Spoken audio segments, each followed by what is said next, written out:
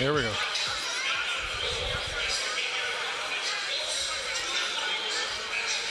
I don't even know what's going on with this guy right here. Welcome back to the Hive. Wait, you scaring me, man. Those clowns scare me. Especially this one. I don't know. You're going to scare the viewers away. Who is that? Lee Bazeley. Oh, look at that right there. Oh, God, that's worse, isn't it? Put it back on. Jesus. Wow. Well, happy Halloween to you. You're obviously into that. You got young kids, right? So. Well, we did the thing out on the ice there in the first intermission. How was that? So it was good, but I felt if I didn't wear a mask, I would feel out of place. So I had to bring something. There you go. And the little one, he had a good time out there. Oh, he was loving it out there for sure. Yeah, as all they are. What's he dressed up for? I don't even. He's got like some sort. He's from the neck down. He's a skeleton. Then he's got like this mask on that's like some sort of deranged, zombified, half-dead bunny or something. All right. Well, I guess it's Halloween. You can be whatever you want. Exactly. Right? Sometimes I wish it was Halloween every day. I tried to be, a happy nurse, but a happy nurse. I don't know how far I can. What kind of language is acceptable on here. Already, so be one of those nurses. Okay, 1-0 still for your Sarnia Sting, and this has been a short passing game. I just seen a little more long passing out there. Jay and I were talking. I said I'd like to see a little more of that, but it's been. Would you call it a chippy game? A little bit, yeah. Just, I would have expected us to be further ahead than 1-0 right now. I was definitely expecting the same for sure. Especially in that second period there, the Sting came out there probably at least for the first whole half of the second period. Yep. They were kind of just dead. There was not much happening at the, on the Sting's side of the rink where they just weren't making anything happen. It didn't look like they were putting much effort into it either. They did come alive later in the period, but there just wasn't a lot happening in that first half. You got to wonder what's happening. Well, there's several variables that affect this right now. I mean, Friday night, a loss against Windsor, which was kind of detrimental really to this team because I think most would have expected us to come up further ahead on that one. Previously to that, earlier in the week, like playing Kitchener, while we didn't think that was going to be an easy task, I mean, it was a slap in the face coming out at 6-1, right? So a lot has been going on with this team. They've been on the road, and this is their third game in a row this weekend, so they've got to be a little tired. That's probably one of the major factors in what we're seeing out there today, because, I mean, this is – when they played Niagara, they usually haven't had this much kind of trouble with them. Yeah. It's been more, like, especially the last couple of years, they've been more dominant over them. Yeah. And, like you said, we were definitely expecting a lot more of them, but you were right when you say this is the third day in a row where they've had a game, so you're probably right with their fatigue factors definitely starting to kick in. Yeah. Well, and Niagara's maybe picked up their game compared to the last time we played them when we played them in their home, and we actually had to go to overtime to complete that deal and win that game, which again against Niagara was not something that I expected to happen there, to have to go to overtime. Niagara, they're that kind of down at the bottom of the list right now in their division, and so I don't know, but I guess what looks on paper and what we see out on the ice are two different things. I think so. Yeah, I mean, like you're right. Yeah, historically we haven't seen too much come out of Niagara, which is why we probably expect to do a lot better against them. But you're right. This year they have kind of been stepping up. We had, it wasn't an easy victory by any means when we played them there a couple of weeks ago in their barn. And going to overtime, that was something that probably no Sarnia Sting fan or player was expecting. But so Niagara is going to be maybe a little bit more of a challenge this year than any of us have kind of expected. Well, and I fiend, it's the Halloween in me coming out. I find also that, are we playing to, like if you play chess or checkers or something against somebody who's better than you tend to play a little bit better. At least you try to, right? Jay Peckham was pointing out, he thought maybe, okay, without being complacent, we don't have to go too hard on these guys, just a little bit faster than them so they could save some energy. We'll see now, because I thought this period was a little bit faster than the first period, by both teams. And I'm thinking now, 11 minutes away, when they come out on the ice, I think we're going to really see the pace really pick up here. At least I think that's what needs to happen. I think we're definitely going to see a really fast pace coming from the Niagara team for sure. Yeah. Because, I mean, they know that Sarnia is playing their third game in a row. They know that the Sarnia team is tired.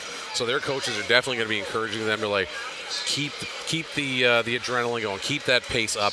The Sarnia's going to, they might be able to hang with us for the first few minutes, but if we keep them moving hard and fast as much as we can this whole period, they're not going to be able to keep up with us. And if Niagara can manage to pull that off, I think Sarnia's going to have their hands full in this third period.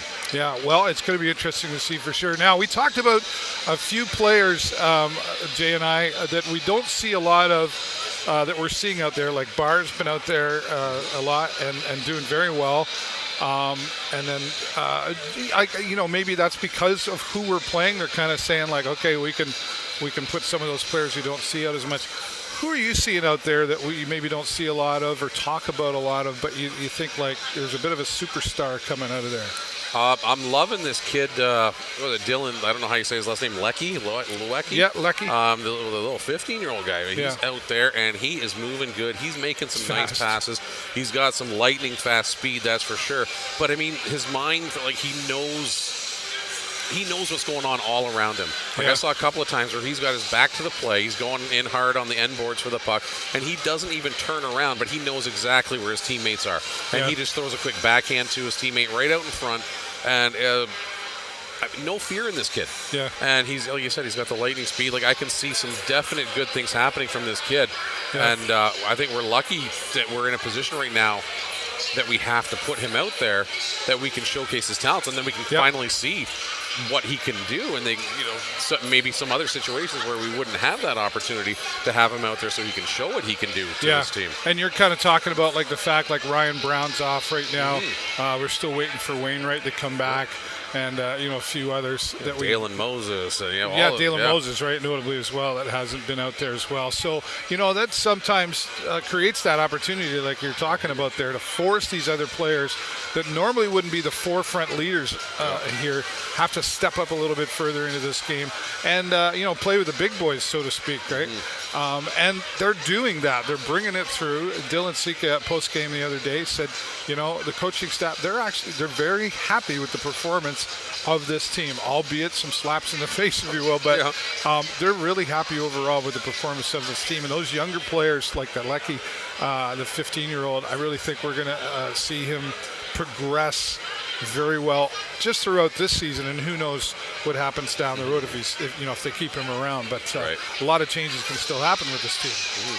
That's for sure. And also another one I'm like loving to see too is the fact that this is like the third game in 3 days. So we got our backup goalie out there, Carson Chartier. This is my first time I've got to see him play in an actual game situation. We've seen him in the pregame, or not the pregame, the preseason, like the black and white game stuff. And, he was pretty good there.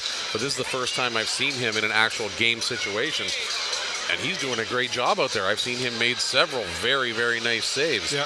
And another one, that if we bring him along. He played the other day too, right? And that's... and he's watched by the NHL right now for only playing one game, and then they said, oh, hey, the NHL's got an eye on this kid. That says a lot to the performance of these two goalies here, really.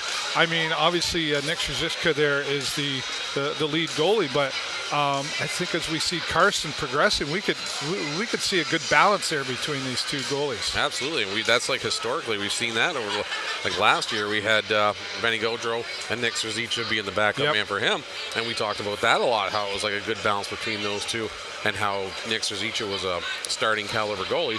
100%. And obviously we're seeing a lot of that this year.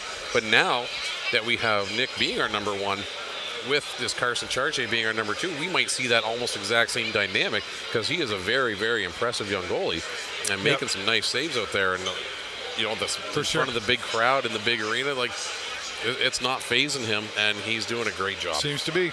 Let's talk about Cooper Way just for a moment before we wrap up.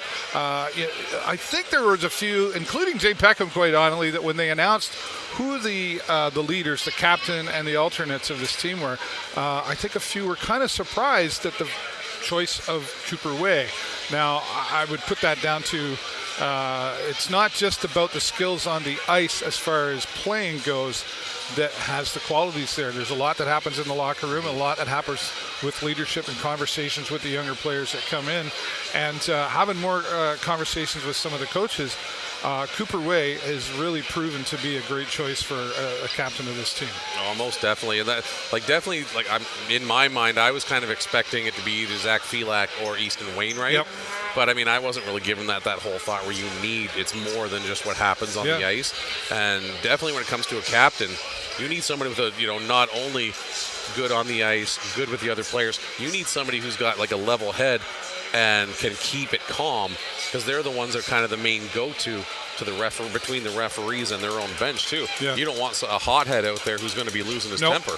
So, and I think Cooper Way was an excellent choice in that fashion. And also, yes, he is a great leader in that locker room, and I've spoken with him myself at some of the events too. Okay. And the way he just presents himself, definite leader qualities in him. Yeah, and that's what you need out here. Well, 1-0 right now. We're about 5 minutes away before the Sting come back out on the ice.